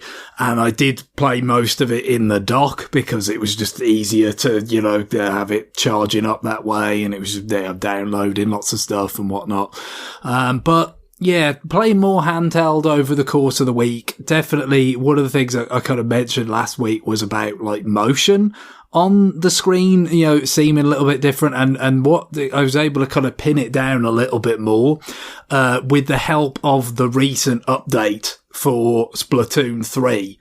It's kind of an interesting update, was it? As we mentioned, there was a new game announced, a spin-off game, Splatoon Raiders, and also the Splatoon 3, not just getting, that kind of, update for, being able to play better or optimized on Switch 2, all the kind of, hub areas where it would run in 30 frames seemingly before, now they're up to the par with everything else, 60. Never a big deal, obviously, because it wasn't like any action was going on in those areas, but it's just kind of nice for visual consistency and whatnot. And a level coming back from the original Splatoon, the Urchin Underpass and stuff. It kind of gives me, because there's still some levels I have fond memories of from previous games that aren't there. I mean, I wouldn't say the game is short on levels by any means, but, the battle arenas, but there are some, that would be still nice to see come back. And I guess this gives some hope that maybe there'll be more, although maybe not. But yeah, after the Grand Festival or whatever, I think, a while ago, it's kind of felt like, okay, that's it, for kind of content drops of Splatoon 3. But, as part of, we're probably getting people to, check it out on Switch 2 with some of this kind of, enhanced performance and whatnot. We get a little bit of extra content and, of course, help guide people's eyes to the announcement of this new game in the franchise, which seems like it's going to be, maybe like the first single-player focused Splatoon game, which is kind of interesting from the point of view that I've always got a fair amount of enjoyment out of the single-player related stuff. I mean, some bits probably more than others, but generally always felt like, it's enjoyable, but you feel like they could do more with it if that were the focus, and so it'd be interesting to see if this Raiders game actually does end up feeling like it capitalizes on it. But, it was super quick and didn't really show, all that much, just kind of glimpses of the idol group from Splatoon 3, I think Deep Cut, they're called, with Big Man and all that, mucking about on some, bunch of islands somewhere in the middle of the ocean, some sort of Bermuda Triangle scenario or something. So yeah, be interested to keep an eye on that. But as far as the update was concerned, it was because they announced it ahead of time. I was kind of okay. I'm gonna have I kind of had suspicions about what was going on with motion on the screen. What I was kind of picking up, and definitely the update kind of helped confirm some of those, because it's like, okay, there's going to be an update to this. Let's just have a look at some areas and some specific things before the update happens, and then let's look at them afterwards. And definitely it seems to be that,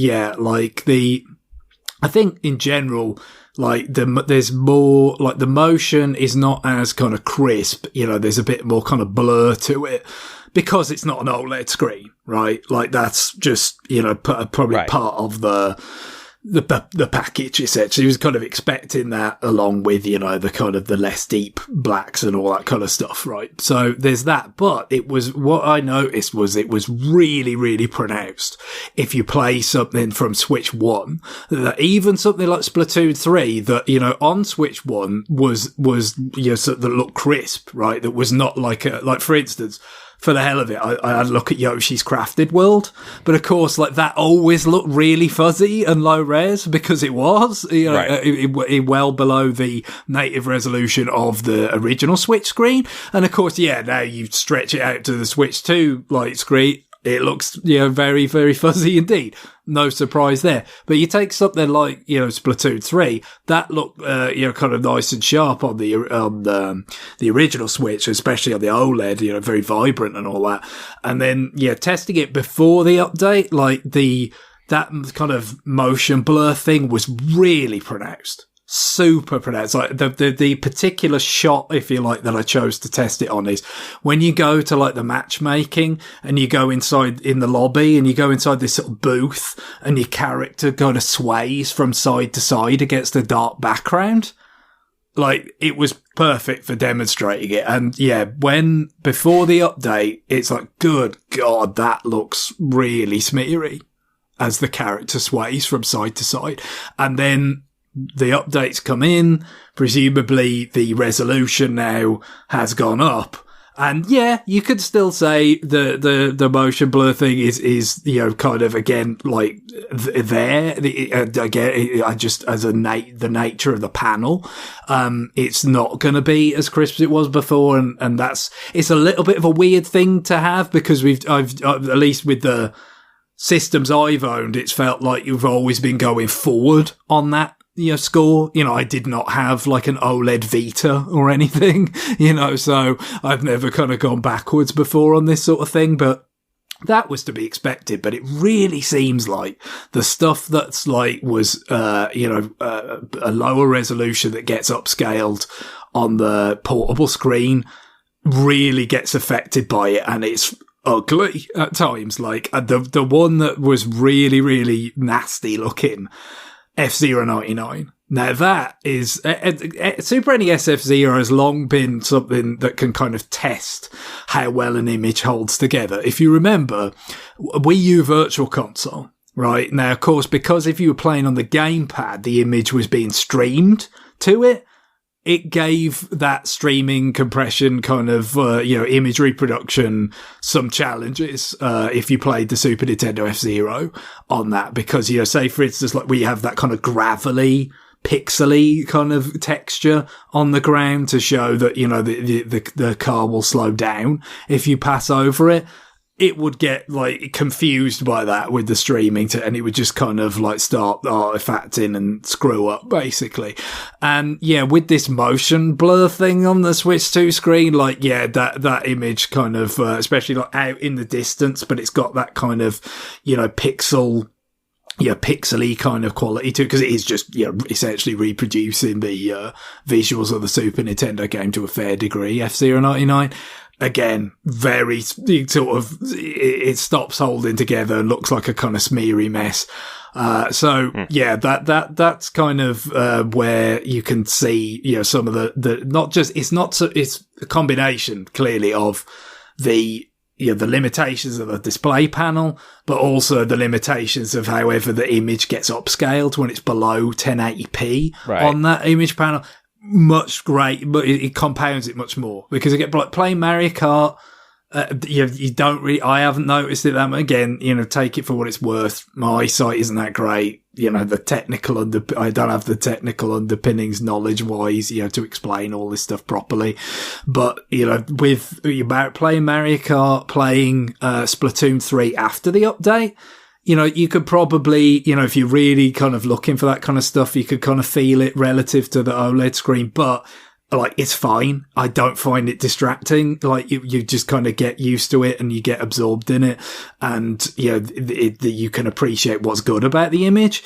But with some of that other stuff, the low res Switch 1 stuff, again, it's going to vary. It's going to depend on the kind of game. It's going to depend on the aesthetic, all this kind of stuff, the kind of gameplay, all that kind of stuff. But definitely seems like there's, that's something where I'm probably going to get a fair bit more use out of my Switch OLED, for portable play in that regard, because it's just, there are definitely things, especially like pixel art graphics, and I'd say F-Zero is a bit of a special case because you're taking pixel art graphics and then kind of like, warping them and, running them really fast and all this. Like, it's a stress test for, image integrity, always has been. But, there's going to be things that remain preferable to play. I think, the Switch OLED is basically going to become like a Switch Lite for me, and I'll keep plenty of portable play things on there. But, you know, it's nice to know that they are bringing, you know, some of these updates to certain games, and because I think there were some bugs as well with how Splatoon 3 was working on Switch 2, so it kind of, you know, it needed to happen for gameplay reasons too. But, you know, nice to see them actually doing some of those. And like I said, afterwards, I'm much more pleased with how well that holds up, and might get some more use out of Splatoon 3 than perhaps I was envisioning before, you know, these updates and everything. Cool. Anything else? No, I think that'll do it for now. All right. I'm going to go pretty quick because I really just started this game last night and we're already kind of running along and it's late. I bought Fantasy Life, the Girl Who Steals Time. So for those of you who are unaware, I played Fantasy Life on the 3DS, the first one when it came out. I enjoyed it. It's a weird thing where essentially there's a bunch of different classes, almost all of which are non-combat related. They're just jobs, and you can just do jobs, and you can level up those jobs, and you can do things to get better at them. You can change them. You're not stuck in one. And the game expects you to bounce around them. And some of them are jobs focused on gathering resources. Some of them are jobs focused on crafting. Some of them are jobs focused on combat. So you can create kind of a virtuous cycle where the combat jobs let you get to better crafting material that you can harvest with the harvesting job as you level it up to then craft better equipment that then makes you better at all three of those categories of jobs. So you craft better equipment for harvesting, you craft better equipment for crafting, and you craft better equipment, obviously, for combat. I'm very early. I am like 2 hours in, and I would say the first hour and a half was tutorials. And it's not done tutorializing. It's just the first hour and a half was tutorials. I picked the fishing job, so I have been fishing a lot, and I feel like the game fishing system is actually kind of nice, and I won't get too deep into the controls, but basically there's a mechanic where you use the left stick to point at a different direction on a dial. I think it's 16 directions total. And one of them is one of the 16 is what the game refers to as sweet, where if you have it tilted that way and you press A to reel the fish in, it doesn't decrease the meter on your rod and deals heavy damage to the fish's HP. And when the fish hits 0, you catch it. If your rod hits 0, you lose the fish. So having it in sweet, having it on the sweet spot means you'll always win once you find it. There are skills you can unlock around the fishing class that make it easier to find that spot, make every time you press A hit harder, so you have a better chance of catching the fish. Ones that increase your ability to use your rod longer, ones that mean you deal more damage, all kinds of stuff like that. I have experimented with the fisher job, and the cooking job, but I'm very early in cooking. Excuse me. So I bought this game because it got a dedicated Switch 2 patch, and because I expected it to be fucking terrible. And let me explain why I say that. Before this game came out, it got delayed at least twice, one of which like right before it was scheduled to come out. Between delays, the producer and leader of the company said they weren't happy with how the game was shaping up, so they made the decision to go to open world. I'm just going to call that the reddest flag to ever exist. And reports and video of the Switch version, Nintendo Direct, looked real bad, looked real choppy. But I'm playing it on Switch 2. And performance on Switch 2 has been rock solid. It looks very bright and colorful on my TV. I don't know if it's using HDR, but it is very bright. And colors really pop off the screen. I'm very early. So, like I said, I've only leveled up one job twice and another job one time. And I've just picked up my third job. And you can pick up as many as you want to start with. And I have done almost no combat beyond like early tutorial combat. So I'm still trying to figure all this stuff out, trying to get my handle on this game. And the game's also not letting me go very far. Because early on, it's really keeping you close to town. Later, you'll be able to explore the world and see more stuff. I like it so far. It's got a very slow start. And I feel like it could have started a lot faster and just let me go out and fuck around in the world, even if it results in me dying. Like, that's okay. The punishment for dying isn't that high. So just deal with it.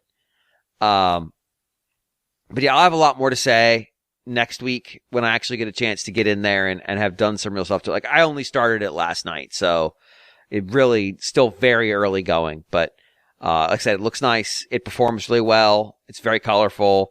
I liked Fantasy Life on 3DS. The mobile Fantasy Life, that was the sequel, Fantasy Life 2, I think is what it was called, was not well received. This game seems to have been very well received, and so I am eager to see what it offers up in terms of gameplay, in terms of the other classes, in just getting my hands on it and trying it out. I'm trying to think if there's anything else I want to say. No, I think that's it right now. There is like a 2-player mode where somebody can control what is essentially the Cappy equivalent of this game. I don't know that I'll ever try it, but it is there. Some sort of parrot? Yeah, it's a bird.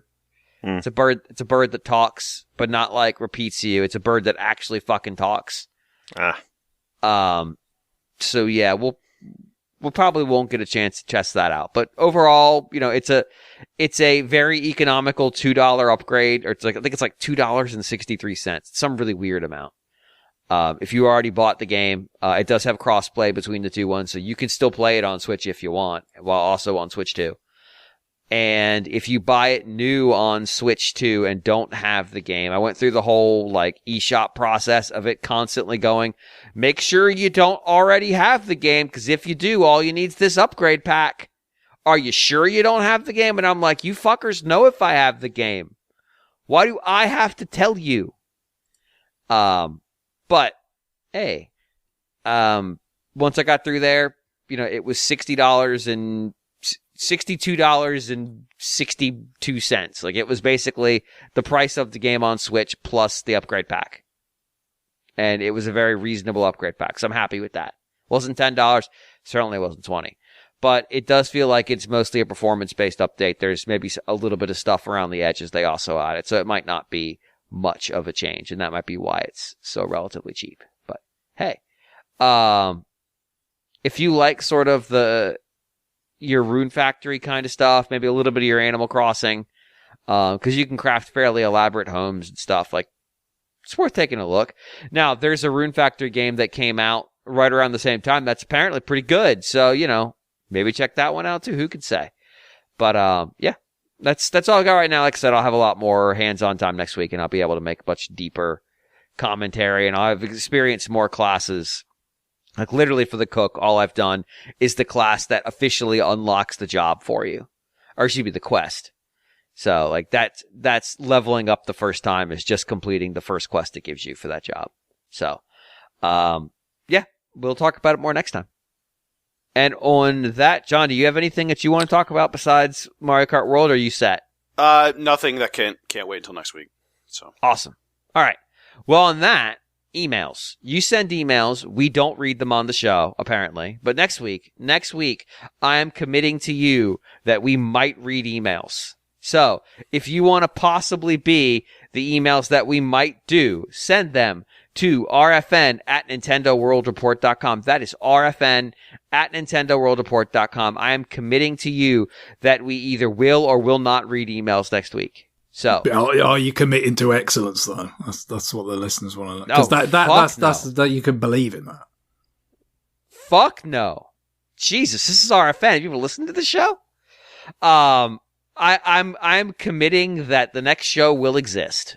That is the farthest I will go with respect. Maybe to if you look carefully at the stadium in Las Vegas, that is what it says now: is commitment to existence. Are we sure? Because I'm not convinced Las Vegas will exist in 50 years. It's a commitment. It's not a promise. Oh, okay, it's true. You're right. But emails, they go to rfn@nintendoworldreport.com. That's rfn@nintendoworldreport.com. Your emails power a generator that has the fan that's keeping me cool. So if you want me to stay cool, send your emails. Again, that's RFN at NintendoWorldReport.com. It's very, very hot and humid, yelling at Cro-Magnon in caves. And on that, Greg, what is our music for this week? Well, another aspect of the Switch 2 sort of launch lineup that we haven't really spoken about ourselves terribly much, because none of us have actually played this particular version of it. But we do have the Switch 2 version of Bravely Default, Flying Fairy, which gives me an excuse to return to this soundtrack. Now, we've used plenty of stuff from the Bravely series over the years. Admittedly, quite a few times it's featured, but one of my favourite songs has not appeared, so this is a good excuse to kind of bring it up here. And in fact, it has, weirdly enough. I don't want to feed into John's thoughts about the ubiquitousness of Pedro Pascal, but it has a mental association with Pedro Pascal in my mind. Oh, really? Because, it's the Florin theme. So I think it's also known as Land of Glaze. I was watching, when I was playing Bravely Default, I was watching the series of Game of Thrones that Pedro Pascal was on, in which he came from Dawn, which was, he's a very sort of Southern European kind of themed place of, in Westeros. And he was, a very memorable part of that series, a sort of very flamboyant, likable kind of character. And nothing else ever happened to him. But this song has got that energy big time. It's so rich and, sort of overflowing with, again, that kind of flamboyant feel. There's loads of standout songs in that. It's a very memorable soundtrack, but this was definitely one of the biggest ones for me. And I checked and we've not used it in this capacity, so now would be a good time to use it. Seems like, it seems like it's come across relatively, solidly, this version. I think Jordan reviewed it for us, the Switch 2 version at NintendoWorldReport.com, and gave it 8.5. Yeah. So I'm not sure. It's funny, I enjoyed it a lot, that experience, but it's especially given some of the nature of the second half of the game. It's like, I don't regret that because I really found the ending very satisfying, but the idea of doing it again does make me feel a little bit queasy. And there was a bunch of stuff that dealt with Spot Pass from 3DS. I'm not sure how they replicated it because it was pretty core to the game. There's definitely some sort of accommodations there, I think, with the, trying to use there's gotta be. It's online. It's key. The online functionality to kind of substitute for that kind of stuff. So I feel like, there were some assurances given. I'll have to look, a bit more deeply into the reviews and whatnot to see exactly how they do it.